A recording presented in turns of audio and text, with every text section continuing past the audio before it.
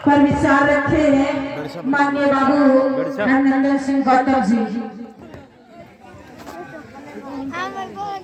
बहुत बहुत धन्यवाद श्रद्धेय अनीता भारती जी, हमारे साथ में चलकर आए बाराबंकी की सरजमी से श्रद्धेय विद्वान अधिवक्ता आरपी गौतम साहब भी माननीय भारत एकता मिशन के जिला अध्यक्ष जिला संयोजक आपके पड़ोसी नाहरवल निवासी जो जिन्होंने बाराबंकी की पूरी धरती में नाहरवल और आसपास के गांव का नाम रोशन करने वाले शिवरन सिंह, हमारे बीच में श्रद्धेय लोक गायिका अनीता भारती जी, पवन बेला साहब, रामू गौतम जी, कमलेश कुमार गौतम जी और जो कनौजिया साहब, राममूर्ति कनौजिया साहब और इस कार्यक्रम की कमेटी के सारे अध्यक्ष उपाध्यक्ष महामंत्री सभी लोगों को धन्यवाद देते हैं। समय कम है, समय के हिसाब से हम आपसे केवल 2 मिनट बात करेंगे।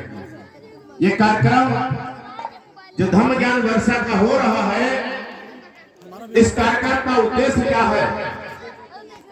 जिस तरह से आप अपने बच्चों को पढ़ाते हैं, पढ़ाने का एक उद्देश्य होता है कि हमारा बच्चा पढ़ लिख करके एक संस्कारी बच्चा बनेगा। एक संस्कारी बच्चा बनकर इस देश, दुनिया और परिवार, गांव का नाम रोशन करेगा।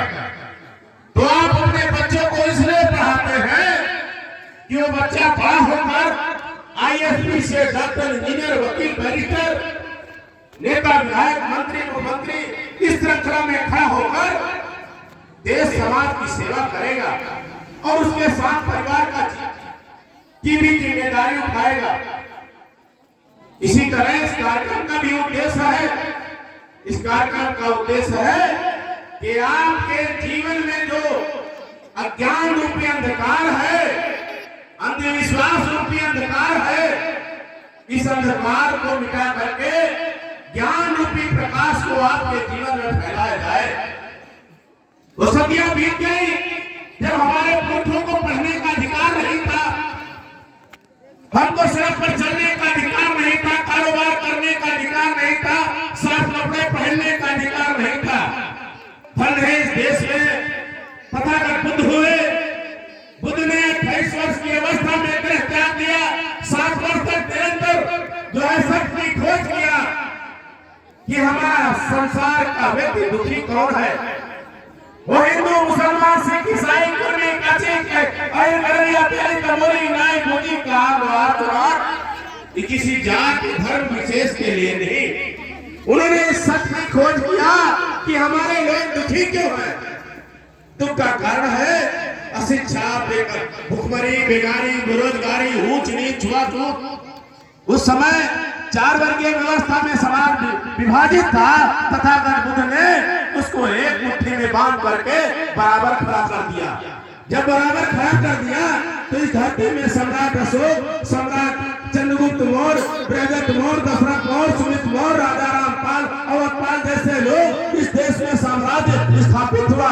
मार्स कनिष्ठ आए, हर्षवर्धन आए, उन लोगों ने इस देश की तस्वीर को बदलने का काम किया। इस देश में तक्षशिला, नालंदा, विक्रमशिला जैसे उज्जैन जैसे विश्वविद्यालय स्थापित करने का काम किया। पूरी दुनिया के लोग आपकी धरती को में पढ़ने आते थे। तब ये सोने की चिड़िया था, विश्व गुरु था। लेकिन आर्यों के आगमन के बाद फिर गुलाम हो गया। आर्य आए, शक आए, हुर आए, मुगल आए, तुर्क आए, अंग्रेज आए, फ्रांसीसी आए, ये लोग आए, देश को लूटने पाटने का काम किया, इस समाज की एकता को खंडित करने का काम किया।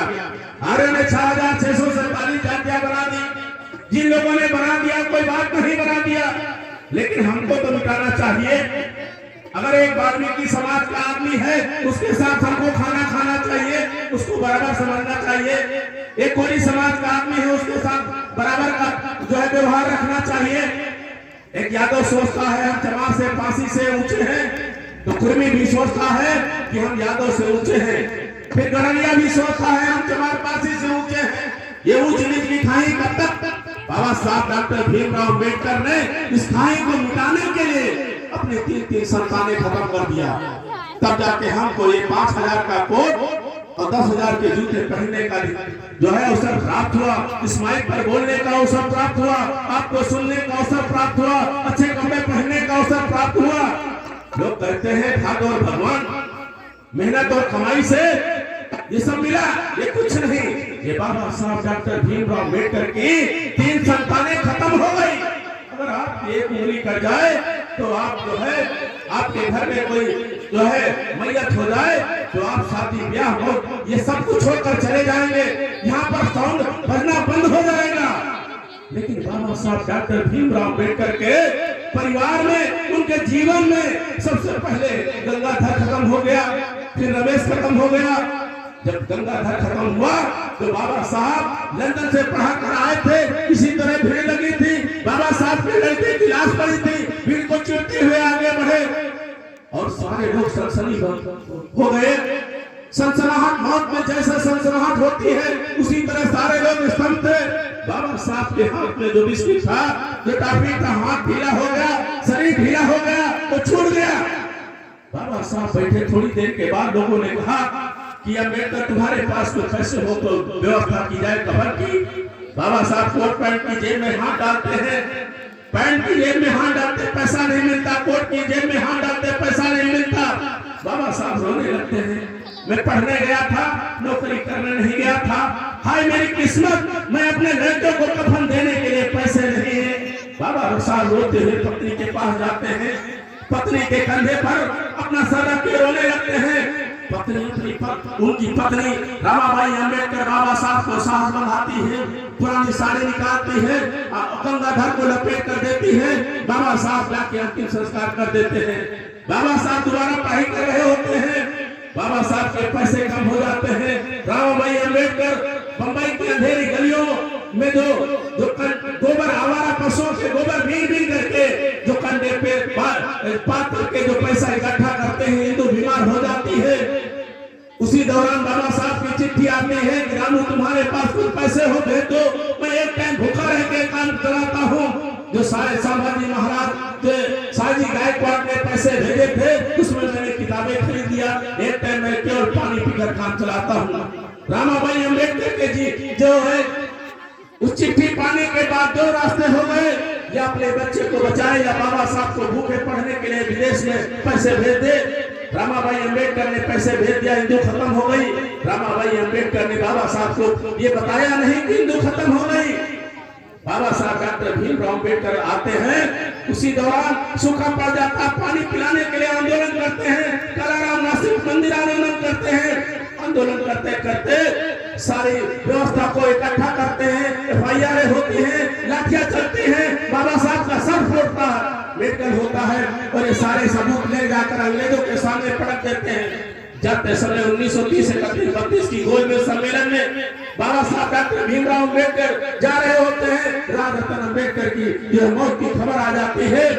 बाबा साहब उसी बंदरगाह पे खड़े होकर रोने लगते हैं और उनके भाई से, अपने भाई से थोड़ी देर के बाद कहते हैं जाओ, अगर मैं चला गया तो क्या राजरत्न जिंदा हो जाएगा?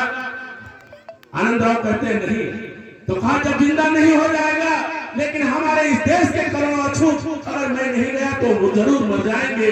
उनको पानी का अधिकार नहीं मिलेगा, उनको मंदिर में प्रवेश का अधिकार नहीं मिलेगा, कपड़े पहनने का अधिकार नहीं मिलेगा, पढ़ाई का अधिकार नहीं मिलेगा और हमारी बहनों को आस्था ढकने का अधिकार भी नहीं था। आप जब जाएंगे, केरल की नागलोई नाम की महिला ने अस्तर काट करके रख दिया था, तब आपको ब्लाउज और शर्ट और ये जो है सदरी पहनने का अधिकार प्राप्त हुआ है। इसमें बाबा साहब की 3 संतानों की जो है बलिदान है, नगलोई नाम की महिला की जान है, जब कुर्बान कर दिया तब जाके हमको ये कपड़े पहनने का, आपको कपड़े पहनने का अधिकार प्राप्त हुआ है। इसलिए हम आप लोगों से दरख्वास्त करते हैं कि अंधविश्वास रोगों नंबर से दूर रहे। अपने बच्चे का मुंडन 12 हाथ 13 हाथ वाली मूर्तियों पर मत कराएं। अगर कराना है तो अपने गांव में बाबा साहब की मूर्ति लगी है, यही पर करा लीजिए, अपने पुरखों की समाधि पर करा लीजिए, अपने चरणों में करा लीजिए, क्योंकि सबसे बड़े भगवान तो आप हैं। आपने बच्चे को पैदा किया, आपने पाला पोसा बड़ा किया, फिर क्यों जो है झूठी माताओं पिता के चक्कर में आप जो है फंसते हैं। इस पैसे को बचाएं, जन्मदिन न करें, उस पैसे को बचाएं, बच्चे को पढ़ाएं, समय कम है। और अगर आप जीवन में कभी भी जो है प्रकाश नहीं होगा। इन्हीं बातों के साथ मैं अपनी वाणी को विराम देता हूं और आप लोगों को नमन करता हूं। आप लोगों ने इतना कीमती समय जो है निकाल करके इस प्रांगण में आए।